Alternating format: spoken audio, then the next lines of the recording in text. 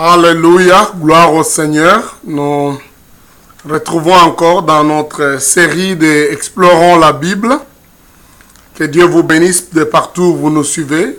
Que Dieu soit loué.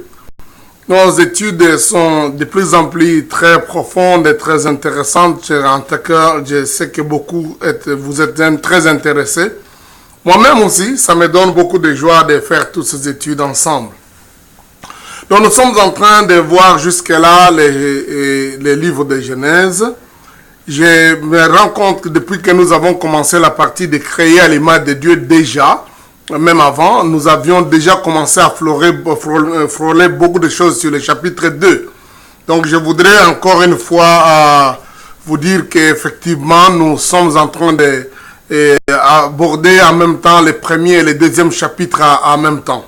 Donc, suivons alors cette fois-là, en tout cas je vais prendre le chapitre 2, chapitre 1, chapitre 2 et même probablement chapitre 3. Donc, nous sommes en train d'étudier cette partie où créer à l'image de Dieu. Et cette fois-là, c'est la troisième partie. La première partie, nous l'avons un peu étudié, les problèmes du moule dans lesquels nous sommes moulés et comment, qu'est-ce que ça veut dire, pouvait dire. La deuxième partie, nous avons vu que dans la notion de créer à l'image de Dieu, c'est que l'homme a eu le pouvoir de 4 verbes, les verbes dominer, les verbes cultiver, les verbes garder. Et aussi, nous avons vu que Dieu donnait à cet homme-là le pouvoir de nommer. Ce sont des choses qui, en tout cas, montraient la partie divine de l'homme. Donc, il n'y a pas que l'homme corps, esprit et âme, mais il y a aussi l'homme exerçant des choses que Dieu devait faire. Alors aujourd'hui, je voudrais effectivement parler de créer à l'image de Dieu, mais aussi pour dire qu'il y a des limites. Parce qu'à un certain moment, les dangers que l'homme peut connaître, c'est en sachant qu'il est créé à l'image de Dieu, qu'il est Dieu. Jésus-Christ même a fait mention de cet aspect-là que nous sommes Dieu, nous sommes des dieux. Et l'homme peut effectivement arriver à commettre de graves choses, des choses très graves. J'avais déjà fait allusion que la grande tentation que nous avons, c'est de vouloir devenir comme Dieu. C'est ça que le diable a voulu absolument que les gens commettent et c'est ce qui a amené la déchéance. Donc, pourtant, nous étions déjà Dieu. Nous étions déjà comme Dieu, il faut dire. Mais le diable voulait présenter, miroiter ça comme quelque chose de merveilleux qu'il faut atteindre. Mais nous aimerions dans cette étude découvrir que même quand Dieu dit nous sommes créés à son image, il nous a donné le pouvoir, nous a donné beaucoup de choses qui montrent un peu toute la dimension divine de l'homme. Il y a une différence entre l'homme et Dieu. Cette différence est au niveau des limites. Dieu met certaines limites dans la façon dont l'homme doit se comporter ou faire qui ferait la différence entre lui, Dieu et l'homme. Donc c'est un peu ça que je voudrais dire. Créer à l'image de Dieu, mais avec des limites. Avec des limites. Et cela est très important. Nous avons beaucoup de choses que nous pouvons faire relever comme des limites que Dieu volontairement a placées dans l'homme pour que l'homme ne puisse pas tenter de dire qu'il est Dieu. Donc, il y a beaucoup de limites. Aujourd'hui, je vais tenter juste de frôler cela en commençant par la notion de manger et la notion de la connaissance. La notion du manger, c'est ce que nous voyons au chapitre 1er, quand Dieu créa l'homme et la femme. Au verset 28, Dieu dit, donc commençons au verset 26 d'abord, nous allons lire jusqu'au verset 29. Puis Dieu dit, faisons l'homme à notre image et selon notre ressemblance, et qu'il domine sur les poissons de la mer, sur les oiseaux du ciel, et sur les bétails, et sur toute la terre, et sur tous les reptiles qui rampent sur la terre. Dieu créa l'homme à son image, il les créa à l'image de Dieu, il créa l'homme et la femme. Puis Dieu les bénit, et Dieu leur dit, soyez féconds, multipliez, remplissez la terre et assujettissez-la, dominez sur les poissons de la mer, sur tous les oiseaux du ciel et sur tout animal qui se met sur la terre. Et Dieu dit, voici je vous donne toute herbe portant de la semence qui est à la surface de toute la terre, et tout arbre ayant en lui du fruit et portant de la semence sera votre nourriture. En lisant ce texte, on dit, voilà, l'homme, il n'y a plus de limite. Surtout quand je commence à parler de dominer sur tout, et puis en même temps, manger tout, manger de tout. Alors, pourquoi je voudrais dire que ça, il y a eu des limites? Effectivement, nous avons besoin de nous référer au chapitre 2, où les détails sont donnés après que Dieu ait donné cet ordre. Comment cet ordre était présenté par Dieu à l'homme? Comment cela a été présenté à l'homme? Alors, au chapitre 2, à partir du verset, c'est-à-dire l'Éternel formant l'homme de la poussière de la terre, souffla dans ses narines un souffle nouveau de vie, et l'homme devint une âme vivante. Et au verset, j'aimerais sauter ça vite, venons maintenant au verset 15 et 16 jusqu'au verset 17. L'Éternel Dieu prit l'homme et les plaça dans les jardins d'Éden pour les cultiver et pour les garder. Nous avons parlé profondément de ça la dernière fois. L'Éternel, verset 16, donna cet ordre à l'homme. Tu pourras manger de tous les arbres du jardin, mais tu ne mangeras pas de l'arbre de la connaissance du bien et du mal, car le jour où tu en mangeras, tu mourras certainement. Donc c'est la première fois nous voyons où Dieu met des limites. La première chose que Dieu a dit en fait, la première chose que Dieu met des limites dans l'homme, c'est de ne pas manger quelque chose. Il lui dit, tu mangeras de tout. Verset, chapitre 1er, verset 29, il dit, tu mangeras de tous les arbres, tout ce qui se trouve sur la terre de la terre, tous les fruits de l'arbre, tout ça, ça sera votre nourriture. Mais au chapitre 2, il précise, au verset 15, verset 17, il donne cet ordre. Tu pourras manger de tous les arbres du jardin, mais tu ne mangeras pas de l'arbre de la connaissance du bien et du mal, car le jour où tu en mangeras, tu mourras certainement. Donc, ceci nous montre d'abord la souveraineté de Dieu sur l'homme. Quand il nous donne beaucoup de liberté de faire certaines choses, nous devons comprendre que nous avons affaire à Dieu. Il nous a donné beaucoup de choses. Il nous a fait à son image. Il nous donne de la valeur. Nous sommes importants. Mais en même temps, Dieu souverainement, volontairement, met une limite sur ce que nous sommes et ce que nous avons droit ou que nous n'avons pas droit. Donc ici, d'abord, Dieu met à la disposition de l'homme de manger de tout, sauf ne mange pas telle chose. Donc ça montre la place que Dieu veut nous donner. Il est important que nous sachions, aussi valeureux que nous sommes, aussi importants, aussi qualifiés que nous devons être, nous aurons toujours quelque chose où il y aura une limite entre nous et Dieu. Une limite qui montre que Dieu ne fait pas de nous son égal. Nous ne sommes pas comme lui. Il nous donne beaucoup à son image, à sa ressemblance, pouvoir, domination, manger. Mais il y a cet ordre à recevoir. Et cela est très important. C'est la première limite que nous lisons dans les Écritures que Dieu donne à l'homme. Donc la limite de tout manger, sauf ne pas manger quelque chose. Et cela est très important. Donc, alors c'est là où commence la notion du péché. C'est lorsqu'il y a un ordre à quelque chose qui vous est interdit. Le monde dans lequel nous vivons aujourd'hui, c'est un monde qui prétend les vieux adages. Il est interdit d'interdire. C'est-à-dire, tout est permis, tout doit se faire. Il n'y a pas besoin d'interdiction, il n'y a pas de restriction, il n'y a pas de limite. Et vous comprenez ce qui serait arrivé si effectivement il n'y avait pas de limite de la vitesse pour conduire les voitures, il n'y avait pas de... Donc il y aurait un monde chaotique. Dieu nous a créés et il nous a donné des limites. Il sait, non seulement parce qu'il est jaloux de sa position que nous ne devenions pas comme lui, parce que la Bible dit il est jaloux, effectivement, mais parce qu'il comprend qu'il y a au niveau de la liberté, notre liberté doit se limiter par rapport à un niveau donné, par rapport à lui et certainement aussi par rapport aux uns et les autres. Par rapport aux uns et les autres, il y a toujours une limite. Même quand nous prétendons être libres, nous prétendons avoir les droits, mais il y aura toujours une limite quelque part. Donc, Dieu a créé l'homme à l'image de Dieu. Il lui a donné tout, sauf en même temps, au-dessus de tout ça, il lui a donné des limites.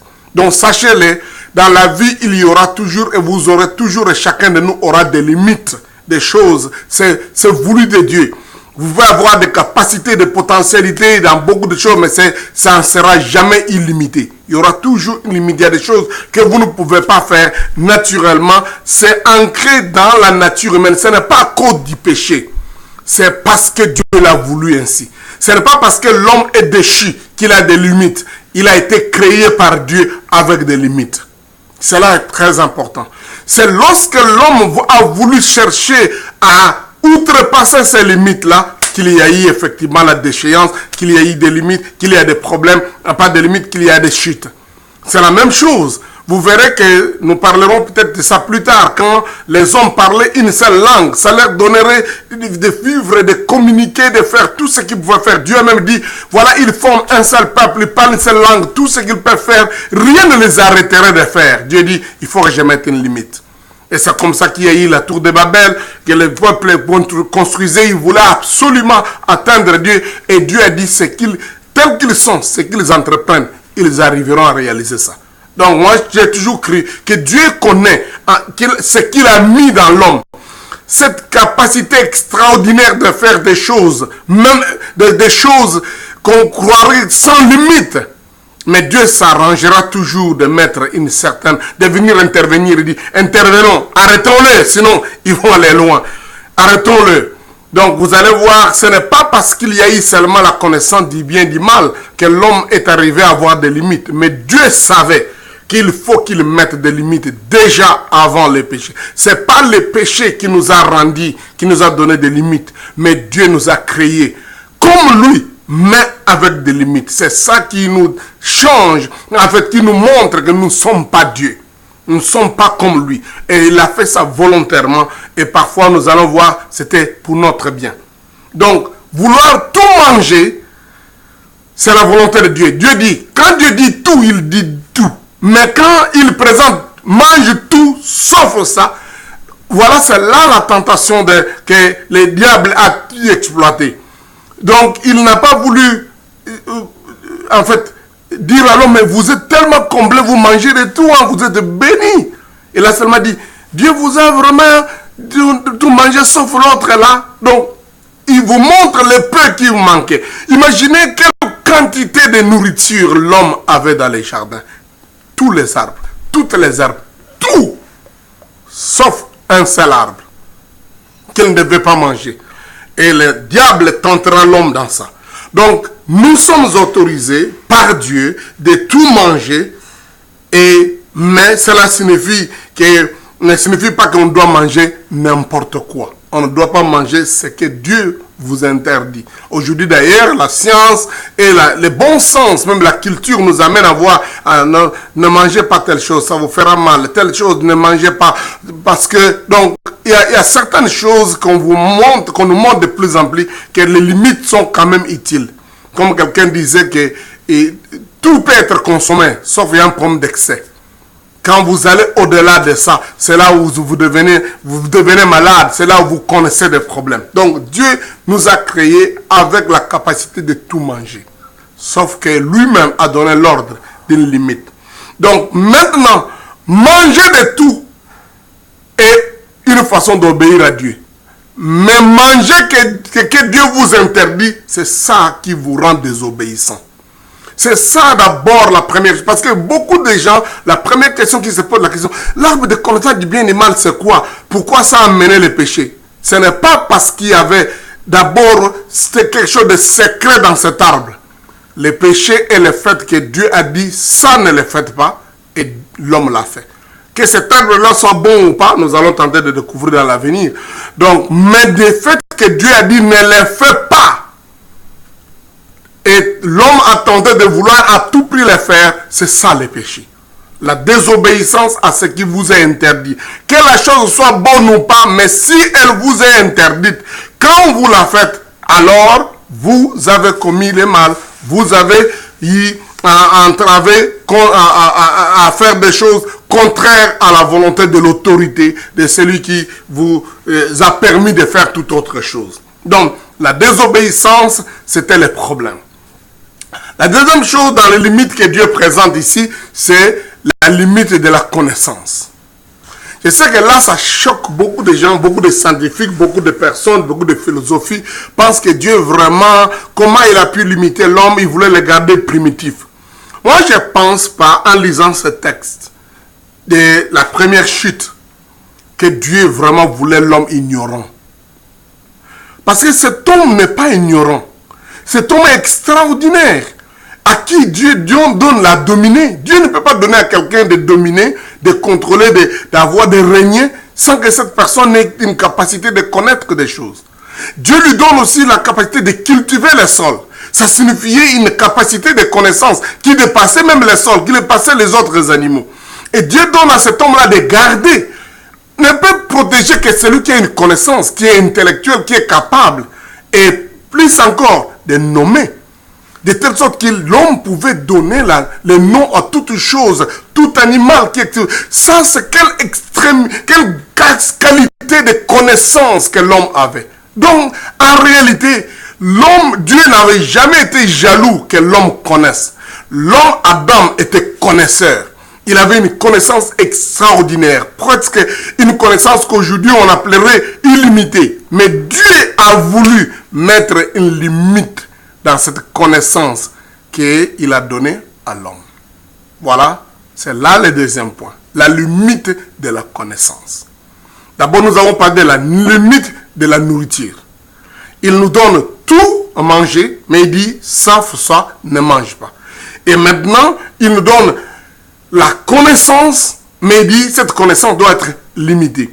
Dieu lui-même, il est omniscient, c'est-à-dire sans limite. Il n'y a pas quelque chose qu'il ne connaît pas. Les biens, les mal, les noirs, les ténèbres, les futurs, les passés, l'avenir. Il connaît tout. C'est ça la nature de Dieu. Il est omniscient. Et il a donné à l'homme une grande capacité de se rappeler du passé, de tâter, d'avoir une idée de ce qui se passe autour de lui, peut-être même d'avoir une perception de l'avenir, une perception, une portée même prophétique de voir certaines choses, comment ça va arriver. Ça, c'est aussi une preuve que l'homme est extraordinairement équipé de la capacité cognitive, de la capacité de connaître des choses. Donc Dieu n'a pas fait d'Adam un primitif, un ignorant. Adam n'était pas un ignorant. Adam connaissait. Sauf que Dieu a voulu souverainement mettre une limite dans ce que l'homme peut connaître. Donc c'est la volonté de Dieu que nous connaissions, et nous connaissions même beaucoup, nous connaissons extraordinairement ayant une énormité de connaissances. Aujourd'hui, avec les ordinateurs, on se rend compte ce qu'un ordinateur peut connaître. Et quand aujourd'hui, scientifiquement, on nous dit qu'aucun ordinateur n'est encore arrivé à la capacité du cerveau humain, et je parle de l'homme déchu, les ordinateurs, avec toutes les connaissances, ne sont pas capables de connaître autant de choses que le cerveau humain connaît. Vous pouvez m'imaginer ce qu'était l'homme Adam avant d'être déchu. Il avait une connaissance extraordinaire, presque illimitée. Mais Dieu volontairement a dit, je te limite. Connais tout, sauf l'arbre là. Cet arbre de connaissance du bien et du mal. Est-ce que l'homme ne connaissait pas ce qui était mauvais, ce qui était bon? Probablement non, en lisant la Bible.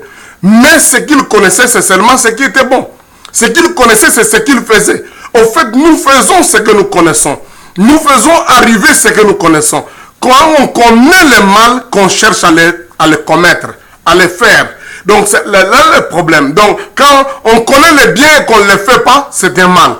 Quand on connaît le mal et qu'on le fait, c'est un mal. Donc, l'homme Adam, sans péché, ne connaissant ni le bien ni le mal, ne pouvait que faire du bien. C'est ça la réalité. Donc, il avait une connaissance extraordinaire, belle, positive. Il n'avait pas besoin d'évaluer, de chercher à évaluer sa connaissance, parce que tout ce qu'il nommait, ça devenait ce qu'il nommait. Donc c'était un grand ingénieur, un grand inventeur, un grand tout. L'homme était extrêmement performant. Donc il n'était pas un primitif. L'homme créé par Dieu. Je parle d'Adam. Il n'était pas un ignorant, il n'était pas un primitif, il n'était pas... il était comme...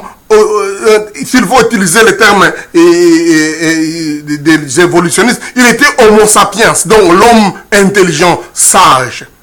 Même peut-être plus que l'homo sapiens. Donc, parce que les évolutionnistes disent qu'on a commencé à être stupide, on ne connaissait pas grand-chose, et puis on a commencé à évoluer jusqu'à devenir homo sapiens. À partir du moment de homo sapiens, l'homme a commencé à évoluer pour devenir ce qu'on est aujourd'hui. On est très intelligent que ce qui avait vécu avant nous. Bon, ce qui reste à vérifier, parce que les sottises et les bêtises que l'homme commun maintenant, l'homme moderne, oh, c'est grave à se comparer avec ce que des gens ont pu faire dans l'Antiquité, au Moyen-Âge, les siècles passés. Des choses, si on demande, si on doit prendre des gens comme les Pascal Blaise, les Einstein, qui viennent vivre au XXIe siècle, ils accompliraient des choses extraordinaires, qui dépasseraient parfois, on se dirait, mais finalement, qui est plus intelligent? C'est nous qui sommes maintenant que ceux qui avaient vécu avant, qui nous ont déjà mis sur piste des choses que nous découvrons aujourd'hui. Donc, ça c'est autre chose. Donc, je ne suis pas en train de vouloir parler sur l'évolution, mais je crois que l'homme, Dieu lui avait donné une terrible connaissance. Sauf que volontairement, Dieu a voulu mettre des limites dans ce que l'homme doit connaître. Créé à l'image de Dieu, avait une capacité de connaître beaucoup de choses, de nommer, de donner des noms, mais en même temps, il lui dit, sauf ça. Parce que moi, Dieu le veut. Je veux que tu ne connaisses pas au-delà. Tu as une limite dans ce que tu peux connaître. C'est ce que nous lisons dans ces versets-là, dans Genèse chapitre 2. Donc Dieu lui dit, donc il donne cet ordre, tu mangeras de tout. Verset 16. Donc tu pourras manger de tous les arbres du jardin, mais tu ne mangeras pas de l'arbre. Alors il précise que c'est lequel cet arbre de la connaissance du bien et du mal, car le jour où tu en mangeras, tu mourras certainement. Alors là c'est très important. Il y a des millions et des milliards, peut-être même des milliards d'arbres dans ce jardin. Probablement ce n'était pas 2, 3, 4, il y en avait plusieurs. Mais Dieu précise qu'au milieu de tous ces arbres, et je parle d'un arbre, ça c'est ce que la Bible dit, donc je préfère m'atteler à ça, que c'était un arbre, Dieu l'identifie même. C'est-à-dire, il ne laisse pas l'homme dans le flou pour dire, bon, parmi tous les arbres là, il y a un des arbres, si tu les touches, si tu les manges, tu auras des problèmes. Non, cet arbre-là, il est précis. Il le dit même où il se trouve. Il y avait à cet endroit-là 2 arbres. Il y avait l'arbre de vie et l'arbre de la connaissance. À l'endroit, au milieu du jardin. 2 arbres précis. Dieu ne donne pas l'interdiction de toucher l'arbre de vie. Dieu ne donne pas l'interdiction de manger les fruits de l'arbre de vie. Il dit seulement, sur les 2 arbres-là qui sont au milieu, ne touche pas et ne mange pas l'arbre de la connaissance du bien et du mal. Donc c'est là où on dit, Dieu n'a pas piégé l'homme. Il a mis à sa disposition. Dieu connaissait la capacité humaine du choix entre ce qui est arbre de vie et tous les autres arbres, et qui est différent de l'arbre de la connaissance du bien et du mal. Probablement, il avait une présentation différente, une couleur différente, ou quoi, mais quel qu'en soit, il est nommé clairement, cet arbre-là était différent, possible à connaître, à identifier. Et Dieu lui dit, j'ai mis cette limite-là. Et aujourd'hui, les gens pensent que Dieu n'a pas voulu que l'homme évolue, il a voulu que l'homme connaisse toutes choses. Et vous voyez, la Bible dit au chapitre 3, que le diable, quand il arrive, le serpent, verset 1er du chapitre 3, le serpent était le plus rusé de tous les animaux des champs que l'Éternel de Dieu avait fait. Et le serpent dit à la femme, Dieu a-t-il réellement dit, vous ne mangerez pas de tous les arbres du jardin? Voilà comment il exagère. Dieu a dit manger de tout. Lui dit, Dieu a-t-il dit, vous ne mangerez pas de tout? La femme répondit au serpent, nous mangeons du fruit des arbres du jardin, mais quant au fruit qui est au milieu du jardin, Dieu a dit, vous n'en mangerez point et vous n'y toucherez point de peur que vous ne mouriez. Alors le serpent dit à la femme, vous ne mourriez point. vous ne mourrez pas. Mais Dieu sait que les jours où vous en mangerez, vos yeux s'ouvriront et que vous serez comme Dieu, connaissant le bien et le mal. La femme vit que l'arbre était bon à manger et agréable à vue et qu'il était précieux pour ouvrir l'intelligence.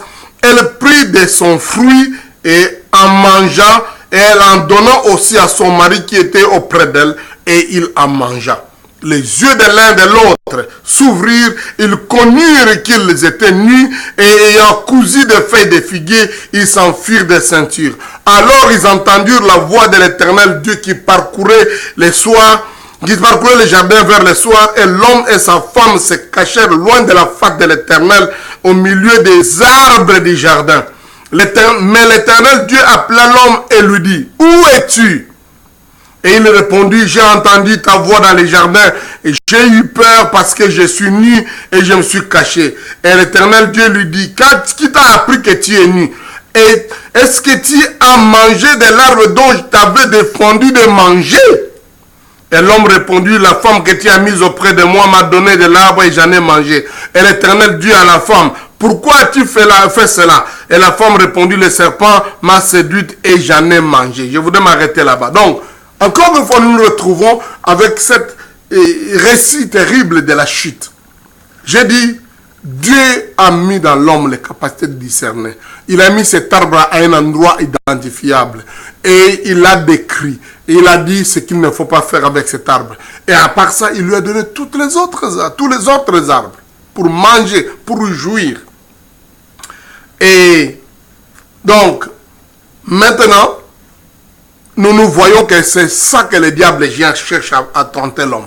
Il vient lui dire, non, Dieu a-t-il réellement dit, il parle à la femme, a-t-il réellement dit que vous ne mangerez pas de tous les arbres?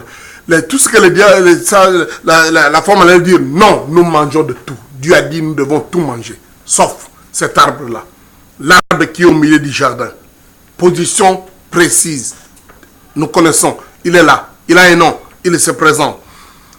Le serpent dit non, non, non, non, non, non, non, non, non, non. Dieu sait que vous ne mourrez pas. Mais les jours où vous en mangerez, vos yeux s'ouvriront et vous serez comme Dieu. Et connaissant les biens et les mal, vous serez comme Dieu. Retenez cette expression, nous avons déjà parlé. Dieu a créé l'homme à son image, comme Dieu, comme la ressemblance de Dieu. Et le diable vient lui dire non. À ce moment, quand vous aurez mangé, vous deviendrez comme Dieu. C'est ça qui arrive toujours autour de la tentation de vouloir présenter une connaissance cachée, mystique qui est là. Quand vous connaîtrez ça, quand on va vous initier dans cette chose-là, vous allez connaître, vous deviendrez comme Dieu. Vous connaîtrez des choses que d'autres, vous concentrerez dans la profondeur. Vous allez connaître les mystères qui est caché derrière ça. C'est ça que le langage que le diable a utilisé. Et vous pouvez comprendre qu'aujourd'hui, ce langage devient de plus en plus, non seulement nouveau, mais il est volumineux, il est fort, il est flattant. Pour montrer, il y a des mystères, il y a des choses que vous ne connaissez pas encore. Il faut absolument aller creuser, entrer dans la profondeur, obtenir une telle initiation. Le diable n'a pas changé, il est le même. Il est le même langage qu'il a utilisé au jardin d'Éden, il l'utilise encore aujourd'hui. Et malheureusement, c'est à cause de ça que beaucoup de gens se perdent aujourd'hui. Parce qu'effectivement, le diable présente la connaissance comme quelque chose que les gens n'avaient pas depuis très longtemps. Et que maintenant, s'ils vont auprès de cette initiation-là, ils auront la connaissance. Et vous voyez, beaucoup de gens, quand ils veulent vous enseigner, ou vous annoncer, ou vous orienter, vous désorienter, ils commenceront par dire, mon peuple périt parce qu'il manque de connaissances. Et là, ça vous choque, vous dites, oh, donc il y a des choses que je ne connais pas, que je dois connaître. Et certaines de ces choses, la majorité de ces choses mystiques qu'ils veulent vous faire connaître, en réalité, ce n'est pas des connaissances qui sont utiles pour votre vie. Vous pouvez non seulement vivre, accomplir de grandes choses sans connaître ces choses. Mais il les présente de telle sorte que le fait que vous ne réussissez pas ou vous n'avez pas accompli telle ou telle chose qui fait partie peut-être des limites que Dieu a mis dans votre vie.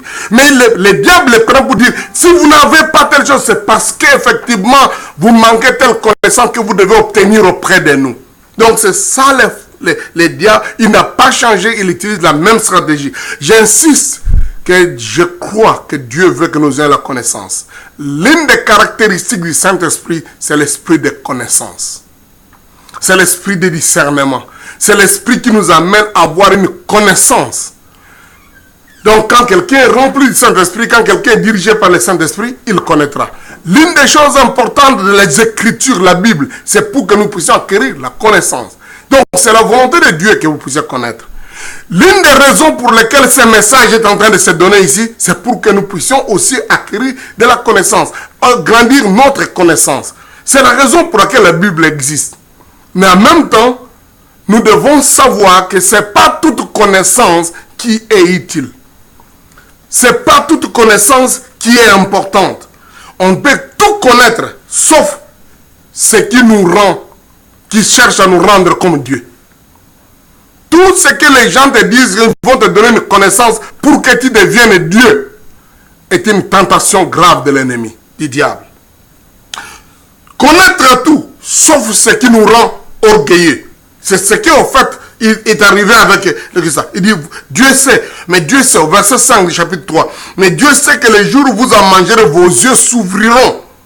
Et vous serez comme des dieux, connaissant les biens et les mal. Et la Bible dit, la femme vit cela, il vit que cet arbre-là était précieux pour ouvrir l'intelligence. Et elle la mangea.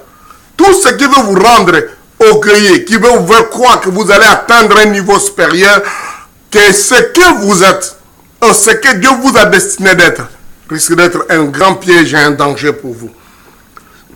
Comme nous vivons aujourd'hui dans cette notion-là, qu'il y a tellement de connaissances que les gens pensent qu'il faut absolument que j'ai toutes ces connaissances. Vous savez, la connaissance est bonne, sauf celle qui vient de la désobéissance. Si vous avez une connaissance parce que vous avez désobéi à Dieu, vous avez alors eu une mauvaise connaissance et que vous êtes égaré. Une connaissance qui vous arrive par la désobéissance à Dieu est une mauvaise connaissance. Est une connaissance égarante. Une connaissance qui vous rend orgueilleux ou arrogant, c'est une connaissance mauvaise. La connaissance qui, dans le cas d'express ici, nous voulons, qui vous fait découvrir, vous rend conscient de la honte de votre nudité. Vous savez, la Bible dit, l'homme et la femme étaient nus et ils n'en avaient point honte. Maintenant qu'ils viennent de manger, ils ont, aux yeux des hommes, pris conscience qu'ils sont nus. La nudité qu'ils avaient et celle qu'ils ont maintenant, c'est toujours la nudité. Sauf que maintenant, là, le fait de ne pas connaître qu'ils étaient nus ne mettait aucune culpabilité, ne mettait aucun problème dans leur vie, ils n'avaient pas honte. Maintenant qu'ils sont conscients qu'ils sont nus, cette conscience-là, cette connaissance-là, elle est culpabilisante. La Bible dit que cette connaissance les a amenés à devenir peureux, à avoir peur. Avoir peur. Toute connaissance est bonne, sauf celle qui vous rend peureux, qui vous met dans, qui vous intimide, qui vous terrorise. Toute connaissance serait bonne, sauf celle qui vous fait fuir la voix de Dieu et la face de Dieu. Vous avez-vous déjà entendu ça? Je veux pas. Il y a tellement de choses à commenter autour de ça, par exemple. Quand quelqu'un connaît quelque chose et ce qu'il connaît, il veut cacher que Dieu ne connaisse pas ou qu'il ne se présente pas avec cette connaissance-là devant Dieu, il y a un problème dans cette connaissance. Il connaît une mauvaise chose.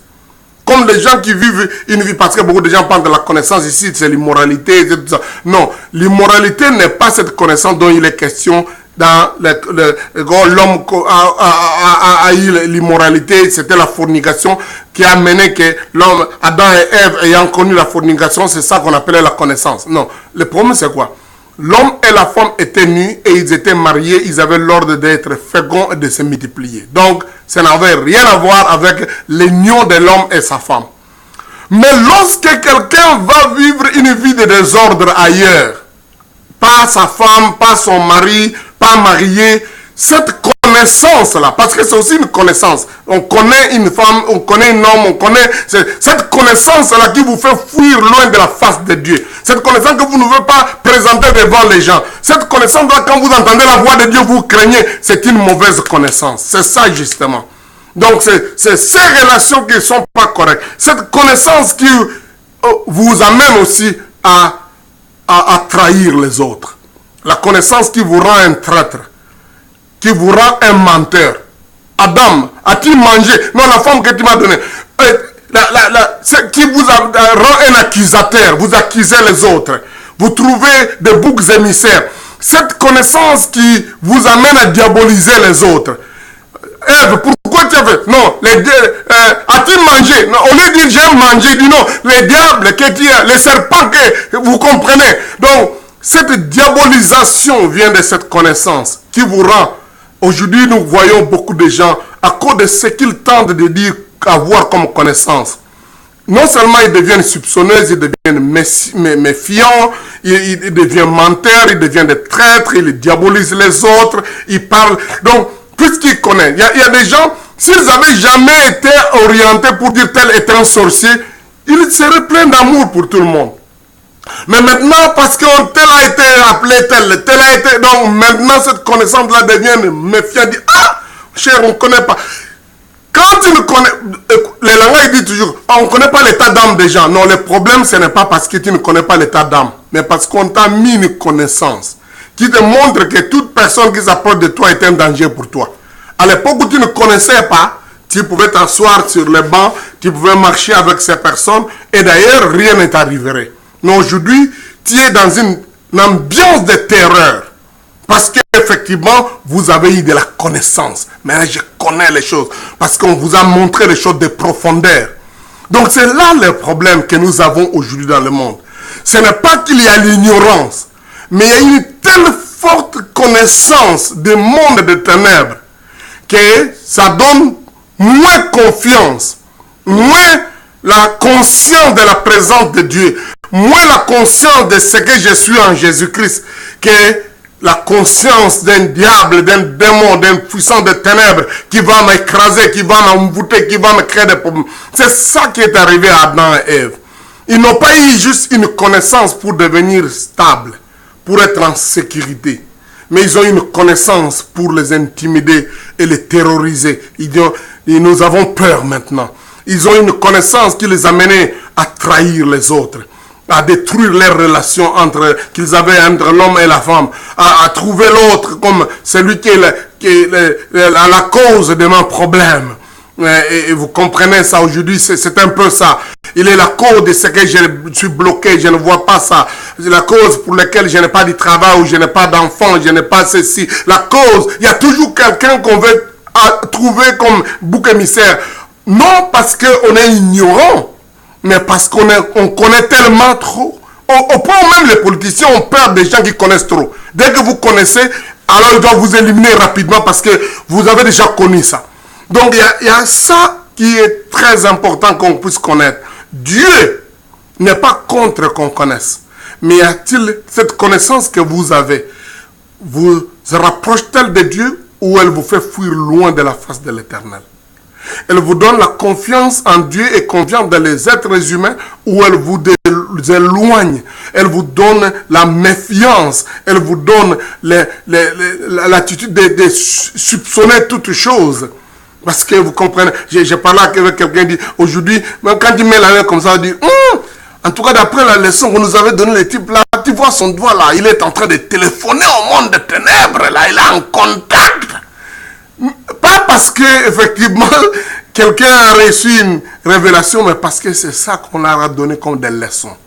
Et tout devient suspicieux. Quand un cancrelat passe à la maison, il y a un cancrelat, il y a c'est jamais de quelle couleur noire. Donc il y a un problème.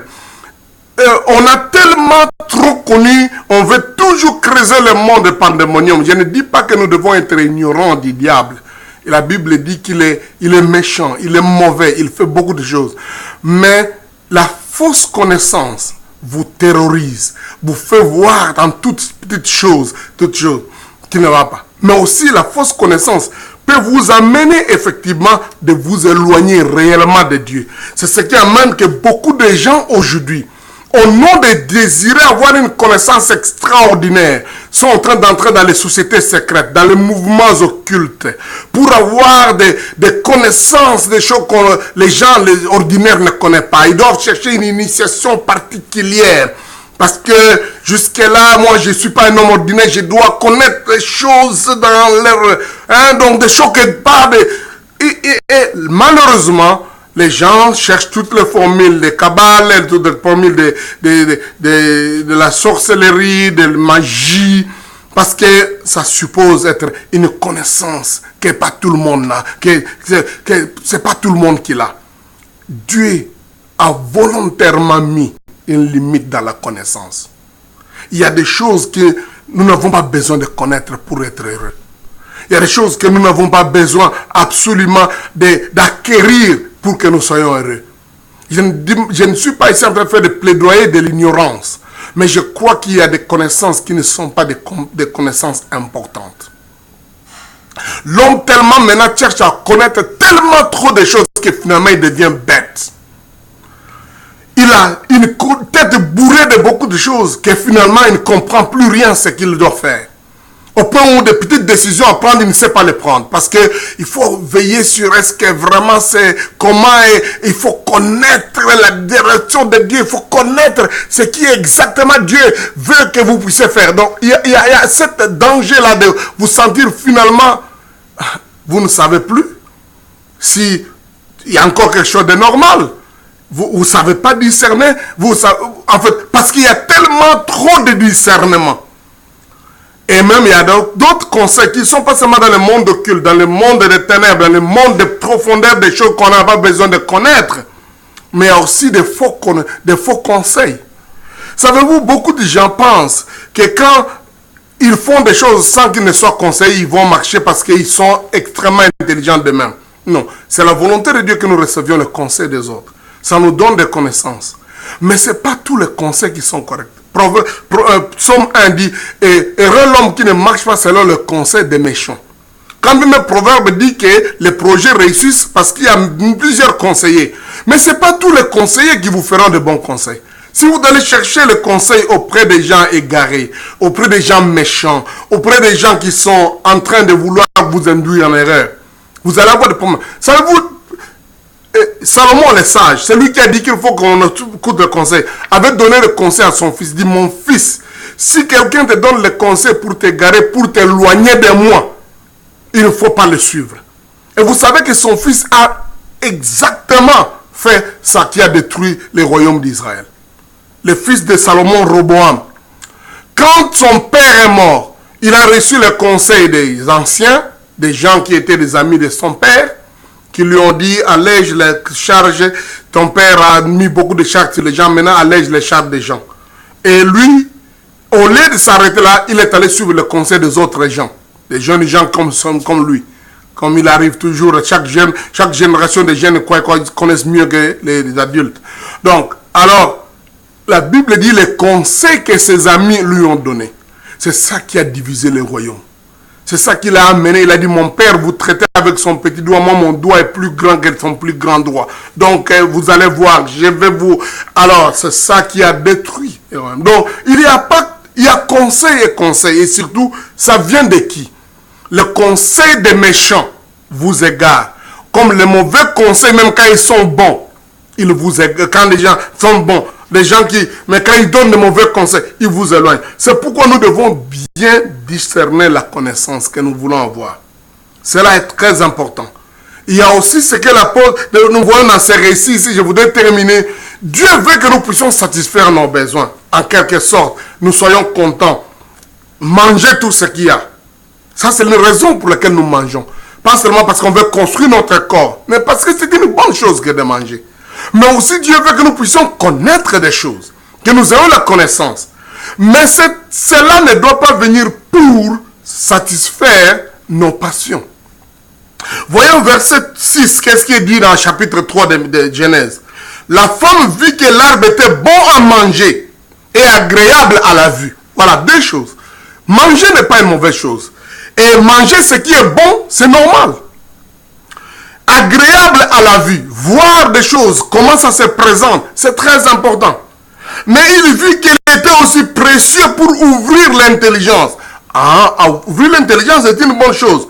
Et il prit de son fruit et elle en mangea et elle en donna aussi à son mari. Suivez ce qu'il y a. Pourquoi cette phrase-là, en elle-même, ce verset-là devient une condamnation? Ce n'est pas parce que voir que c'est bon, manger ce qui est bon est une mauvaise chose. Manger ce qui est agréable à la vie est une mauvaise chose. Manger ce qui est précieux pour ouvrir l'intelligence est une mauvaise chose. Mais lorsque vous le faites pour satisfaire vos propres passions, pour désobéir à la volonté de Dieu, c'est ça le péché. Vous savez, Paul disait dans 1 Corinthiens, il dit, tout m'est permis. Mais tout n'édifie pas. Et Paul dit, tout m'est permis, mais je ne me laisserai pas asservir par quoi que ce soit. Donc, c'est un peu ce que nous voulons voir avec ces versets. Tout nous est permis, oui. Tout est bon, agréable, tout ça, bon. Mais, est-ce que ça nous a servi? En quelque sorte, ça nous rend esclaves, ça nous pousse au péché. Jacques dit encore mieux dans cette histoire. Jacques dit, d'où viennent les luttes, d'où viennent les querelles parmi vous? N'est-ce pas de vos passions qui combattent dans vos membres? Vous convoitez et vous ne possédez pas. Et vous êtes meurtriers et enviés. Et vous ne pouvez pas obtenir. Et vous avez des querelles et des luttes. Vous ne possédez pas parce que vous ne demandez pas. Et vous demandez et vous ne recevez pas parce que vous demandez mal dans le but de satisfaire vos passions. Adultère que vous êtes. Mais savez-vous pas que l'amour du monde est inimitié contre Dieu? Celui qui veut être l'ami du monde se rend ennemi de Dieu. Ça, c'est Jacques chapitre 4, verset 1 à 4. Jacques dit la même chose au chapitre 1er. Voyons ça encore. Il dit, à partir du verset 13, que personne, lorsqu'il est tenté, ne dise, Dieu, c'est Dieu qui me tente, car Dieu ne peut être tenté par le mal et il ne tente lui-même personne. Mais chacun est tenté quand il est attiré et amorcé par sa propre convoitise. Puis la convoitise, lorsqu'elle a conçu, enfante le péché, et le péché étant consommé, produit la mort. Donc, qu'est-ce que nous voulons dire à partir de ce texte de Genèse chapitre 3, verset 6? C'est qu'en réalité, ce qui est arrivé ici, ce n'est pas le fait d'avoir vu une chose bonne à manger, précieuse à ouvrir les yeux, mais c'est de l'avoir cherché pour satisfaire ses passions, ses désirs. Bien aimé, ça c'est quelque chose de très important.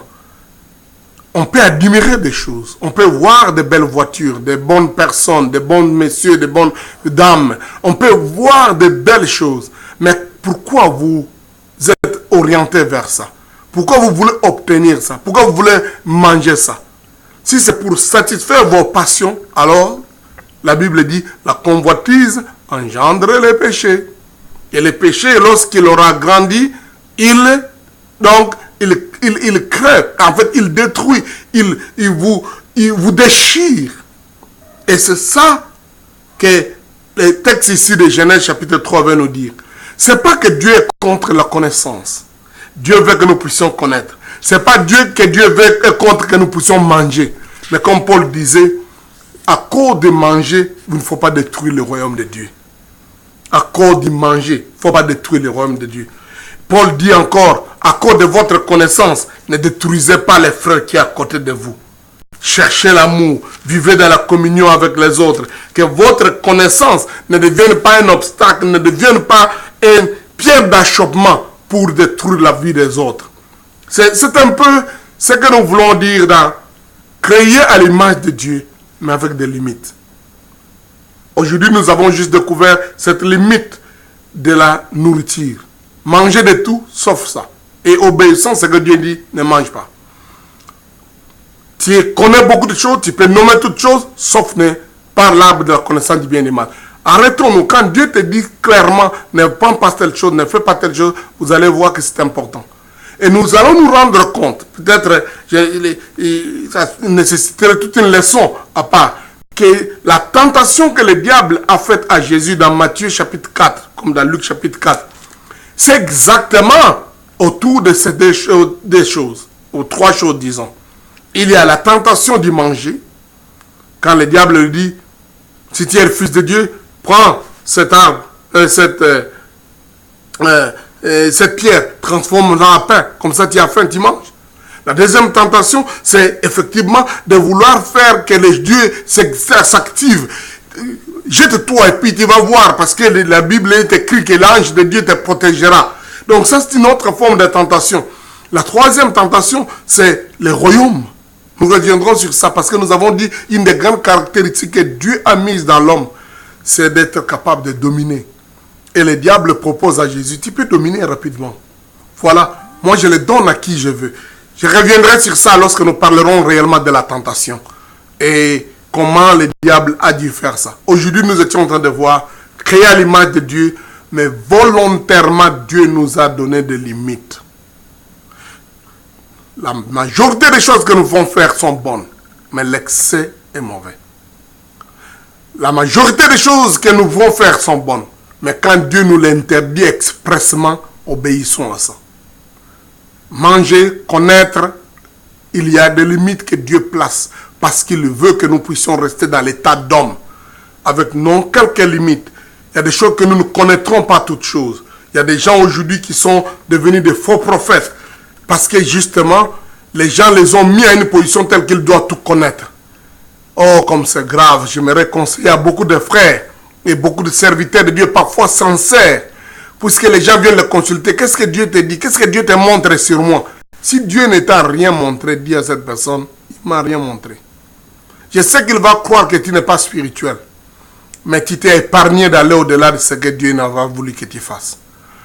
Et beaucoup, puisqu'ils ne voient pas, puisqu'ils n'ont pas vu quelque chose d'extraordinaire, puisqu'ils n'ont pas pu faire un miracle, ils sont prêts à aller creuser des connaissances et entrer dans le monde des pandémoniums, le monde des garments, le monde occulte, pour qu'ils aient une puissance, pour qu'ils aient un discernement, pour qu'ils voient les choses. Il dit, moi je dois avoir une connaissance quand les choses arrivent, il faut que je voie ça à l'avance. Si Dieu ne veut pas vous le montrer à l'avance, restez dans cette limite-là. C'est la volonté de Dieu qu'il y ait dans chacun de nous une limite. J'ai toujours dit à beaucoup de gens, Jean-Baptiste avait un ministère extraordinaire, mais il n'a accompli aucun miracle. Cela n'a pas annulé son ministère. Il n'y a pas meilleur ministère que de parler de Jésus. Et c'est tout ce que Jean a fait. C'est de présenter Jésus. Les Juifs ont dit, cet homme Jean, il n'a fait aucun miracle. Mais tout ce qu'il a dit sur Jésus est correct. Puisse Dieu susciter beaucoup de serviteurs. Puisse Dieu faire de chacun de nous, moi aussi, d'être ceux qui disent, tout ce que nous disons sur Jésus soit correct. Je crois que c'est en fait, la base d'un bon ministère. C'est être de ceux qui, quand ils parlent de Jésus, tout ce que nous disons sur Jésus est correct. Et je suis sûr, si Dieu veut vous utiliser dans les surnaturels, ça arrivera lorsque vous décrivez correctement Jésus-Christ. C'est la meilleure des connaissances que nous avons. Et Paul disait, pour cette connaissance-là, je suis prêt à livrer toute autre chose, à abandonner toute autre chose. Et je voudrais lire ça avec vous pour terminer notre étude d'aujourd'hui. Paul dit dans Philippiens chapitre 3. Philippiens chapitre 3, Paul dit quelque chose de fort au sujet de l'importance de connaître Christ. Excusez-moi, rapidement. Philippiens chapitre 3, nous allons lire à partir du verset peut-être 4, ce serait bon. Paul dit, moi aussi cependant j'aurais sujet de mettre ma confiance en la chair. Si quelqu'un croit pouvoir se confier en la chair, je l'appuie bien davantage. Moi, circoncis le 8e jour de la race d'Israël, de la tribu de Benjamin, hébreu né d'hébreu, quant à la loi pharisienne, quant aux zèles persécuteurs de l'Église, irréprochable à l'égard de la justice de la loi. Mais ces choses qui étaient pour moi des gains, je les ai regardées comme une perte à cause de Christ. Et même je regarde toutes choses comme une perte à cause de l'excellence de la connaissance de Jésus-Christ mon Seigneur, pour lequel j'ai renoncé à tout et je les regarde comme de la boue afin de gagner Christ et d'être trouvé en lui, non à ma justice, avec ma justice, mais celle qui vient de la loi, mais avec celle qui s'obtient par la foi en Christ, la justice qui vient de Dieu par la foi. Paul dit ceci, toutes ces autres grades, tous ces autres privilèges, tous ces autres moyens, tous ces autres avantages, je les ai regardés comme de la boue à cause d'une vraie, de l'excellence de la connaissance. Bien-aimés, s'il y a quelque chose que nous avons besoin de connaître, c'est cet arbre-là qu'Adam et Ève n'ont pas voulu voir et toucher. L'arbre de vie, Jésus-Christ. Et Paul dit, je regarde toute autre chose comme de la balayure à cause de l'excellence de la connaissance. Connaître qui est Jésus-Christ, mon Seigneur, pour lequel j'ai renoncé à tout. Et j'ai prié Dieu que chacun de nous apprenne à mieux connaître Jésus, à mieux parler de Jésus. Peut-être même un peu mieux que Jean-Baptiste. Parce que maintenant nous le connaissons comme né, ayant parlé, prêché, fait les miracles, fait des miracles, accompli des choses extraordinaires, mort, ressuscité, monté au ciel. Ça, Jean-Baptiste ne le connaissait pas. Mais le peu qu'il a connu sur Jésus l'a dit exactement. Si nous pouvons connaître ces choses et bien expliquer, c'est la meilleure des connaissances. Et si nous pouvons le faire, nous aurons mangé et fait manger aux gens l'arbre de vie et pas l'arbre de la connaissance du bien et du mal. Que Dieu vous bénisse. Encore une fois, explorons la Bible. Beaucoup de choses à étudier. Nous nous rencontrerons la prochaine fois. Amen.